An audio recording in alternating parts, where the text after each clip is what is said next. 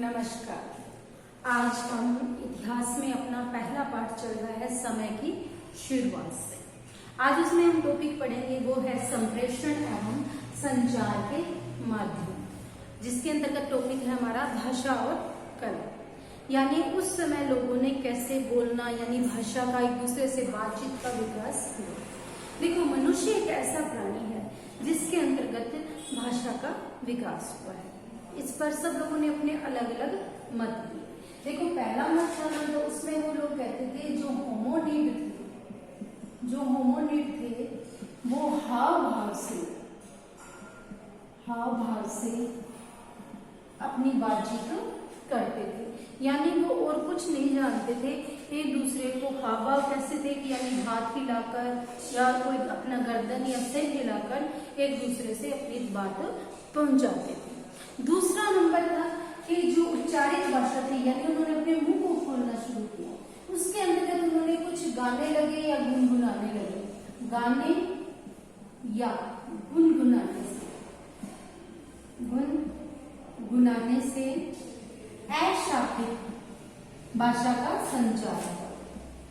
अशाब्दिक भाषा यानी जिसमें कुछ शब्द नहीं थे, वो कुछ आवाज निकालकर किसी पक्षी जानवर की या कुछ भी और तरह के एक दूसरे को बुलाते या संकेत करते। तीसरा है कि भी मनुष्य के अंतर्गत जो वाणी का विकास हुआ है वह आह्वान से हुआ है। यानी एक दूसरे को बुलाने के लिए, एक दूसरे को दूर से उसको पास में बुलाने के लिए जो मनुष्य में है, आह्वान से वाणी का विकास, आह्वान से भाषा का विकास। यानी ये तीन मत आते हैं कि ये शायद चीजें नहीं जिसके कारण मनुष्य ने बोलना सीखा। जैसा हम नर में या वानरों में देखते हैं, यानी मनुष्य के अंदर या जानवरों के अंदर हम देखते हैं। देखिए, शुरुआत में मानव बोलने में बहुत कम यानी ध्वनियों का प्रयोग करता था, बहुत कम ध्वनियों का करता था। कभी उसे ज्यादा जरूरत पड़ती तभी वह कोई ध्वनि या निकाल कर एक दूसरे से बातचीत करते थे। लेकिन धीरे धीरे ध्वनियों का विकास हुआ और वह ध्वनियां भाषा का रूप लेने लगी। लेकिन प्रश्न उठता है कि जो उच्चारित यानी अब जो हम बोलते हैं उस भाषा की उत्पत्ति कब हुई? तो ऐसा माना जाता है कि जो होमो हैबिलिस थे,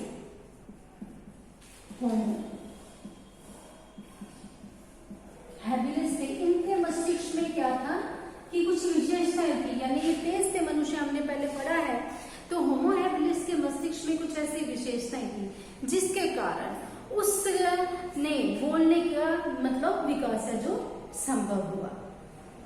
संभवतः 20 लाख वर्ष पहले, तब 20 लाख वर्ष पहले कहा जाता है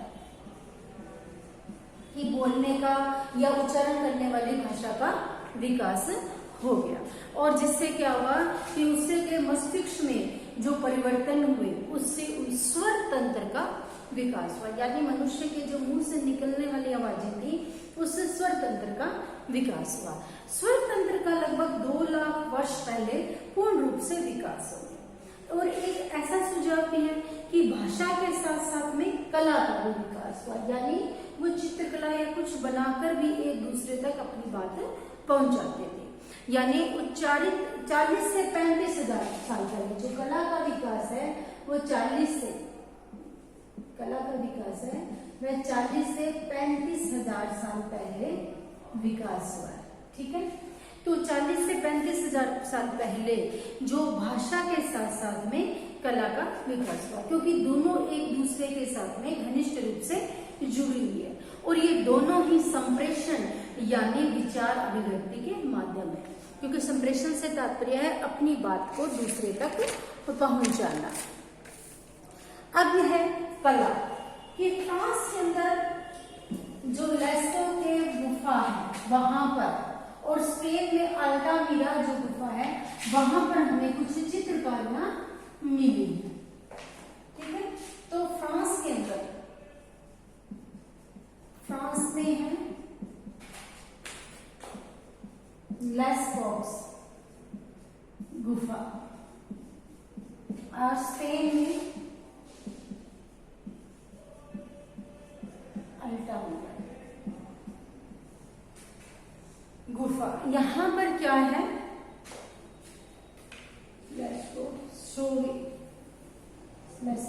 शोविन।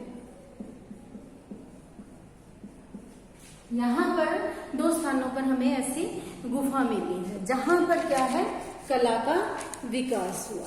वहां हमें कुछ सैकड़ों, जो इन गुफाओं के अंतर्गत है, हमें सैकड़ों क्या मिली है, चित्रकारियां मिली। चित्रकारी हमें प्राप्त हुई है। अब प्रश्न उठता है कि गुफा के जो कुछ हिस्सों में तो ये चित्र बने हुए हैं और कुछ स्थानों पर कोई भी चित्र नहीं बने हुए हैं, और कुछ खास जानवरों के चित्र किए गए हैं, दूसरे जानवरों के नहीं, और केवल पुरुषों के द्वारा ही चित्रकारियां की गई है, स्त्रियों के द्वारा नहीं। ये कुछ ऐसे प्रश्न हैं जिनके स्पष्टीकरण रूप से तो कोई उत्तर नहीं मिलते कि उन्होंने ऐसा क्यों किया, कि गुफा के शुरुआत में कुछ जगह पर उन्होंने चित्र बनाने, कुछ नहीं, उस समय उनके मस्तिष्क में ऐसी क्या थी बात जिसके कारण वो ऐसा करते थे। लेकिन इतना जरूर है कि उस समय जो मानव था उसके जीवन के अंदर शिकार का महत्व हो गया था, इसलिए उसने जानवरों की जो भी चित्रकारी है वह कोई धार्मिक क्रिया के या किसी रस्मों से या किसी जादू टोनों से, यानी किसी न किसी चीज से जुड़ी हुई थी जो वो चित्रकारियां करते थे। या हम कहें कि शायद वो गुफा का संगम स्थल थी, यानी वो एक गुफा को दूसरे से जोड़ते थे, तो उस समय वो चित्रकारी करते थे और वहां मिलकर शिकार की योजना बनाते थे। यानी जहां पर वो लोग मतलब एक गुफा में एक साथ में इकट्ठे होते थे और वहां पर मिलकर जब वो योजना बनाते थे कि हम शिकार कैसे करें, तो वहां वह चित्रकारी करके, कुछ भी पेंटिंग करके और अपने विचार बताते थे कि भी हम इस प्रकार से जानवर को पकड़ेंगे, और उसके लिए वह नई तकनीकों की जानकारी करते थे। यानी गुफाओं के अंदर जो चित्रकारी की है, गुफा में चित्रकारी की है, उसका मेन मकसद क्या था कि सुझाव, एक दूसरे से सुझाव देना, नई तकनीक के लिए, नई तकनीकों की जानकारी, वो चित्र बनाते थे। यानी हम किसी भी जानवर को इस प्रकार से पकड़ेंगे, क्योंकि हमने हमारी बुक में जो भी पेंटिंग्स दी है वो इसी प्रकार से है कि जानवर आगे भाग रहा है और पीछे मनुष्य है।